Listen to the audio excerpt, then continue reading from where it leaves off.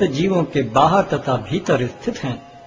सूक्ष्म होने के कारण वे भौतिक इंद्रियों के द्वारा जानने या देखने से परे हैं।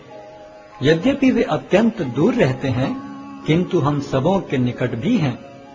यद्यपि परमात्मा समस्त जीवों के मध्य विभाजित प्रतीत होता है, लेकिन वह कभी भी विभाजित नहीं है। वह एक रूप में स्थित है।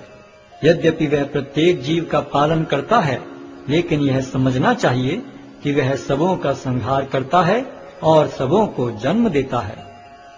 वे समस्त प्रकाशमान वस्तुओं के प्रकाश स्रोत हैं। वे भौतिक अंधकार से परे हैं और अगोचर हैं। वे ज्ञान हैं, ज्ञेय हैं और ज्ञान के लक्ष्य हैं। वे सबके हृदय में स्थित हैं।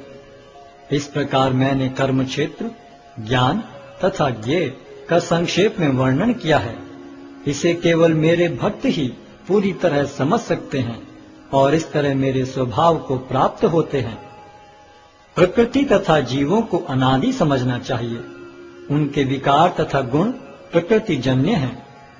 प्रकृति समस्त भौतिक कारणों तथा कार्यों की हेतु कही जाती है और जीव इस संसार में विविध सुख दुख के भोग का कारण कहा जाता है। इस प्रकार जीव प्रकृति के तीनों गुणों का भोग करता हुआ प्रकृति में ही जीवन बिताता है। यह उस प्रकृति के साथ उसकी संगति के कारण है। इस तरह उसे उत्तम तथा अघम योनियां मिलती रहती हैं। तो भी इस शरीर में एक अन्य दिव्य भोक्ता है जो ईश्वर है, परम स्वामी है और साक्षी तथा अनुमति देने वाले के रूप में विद्यमान है और जो परमात्मा कहलाता है। जो व्यक्ति प्रकृति, जीव तथा प्रकृति के गुणों की अंतर्क्रिया से संबंधित इस विचारधारा को समझ लेता है, उसे मुक्ति की प्राप्ति सुनिश्चित है। उसकी वर्तमान स्थिति चाहे जैसी हो, यहाँ पर उसका पुनर्जन्म नहीं होगा। कुछ लोग परमात्मा को ध्यान के द्वारा अपने भीतर देखते हैं, तो दूसरे लोग ज्ञान के अनुशीलन द्वारा, और कुछ ऐसे हैं जो निष्काम कर्म योग द्वारा देखते हैं। ऐसे भी लोग हैं जो यद्यपि आध्यात्मिक ज्ञान से अवगत नहीं होते, पर अन्यों से परम पुरुष के विषय में सुनकर उनकी पूजा करने लगते हैं। ये लोग भी प्रामाणिक पुरुषों से श्रवण करने की मनोवृत्ति होने के कारण जन्म तथा मृत्यु के पथ को पार कर जाते हैं।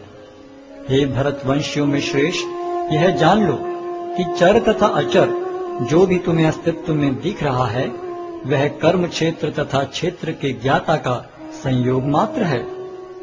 जो परमात्मा को समस्त शरीरों में आत्मा के साथ देखता है और जो यह समझता है कि इस नश्वर शरीर के भीतर न तो आत्मा न ही परमात्मा कभी भी विनष्ट होता है, वही वास्तव में देखता है। जो व्यक्ति परमात्मा को सर्वत्र तथा प्रत्येक जीव में समान रूप से वर्तमान देखता है, वह अपने मन के द्वारा अपने आप को भ्रष्ट नहीं करता। इस प्रकार वह दिव्य गंतव्य को प्राप्त करता है।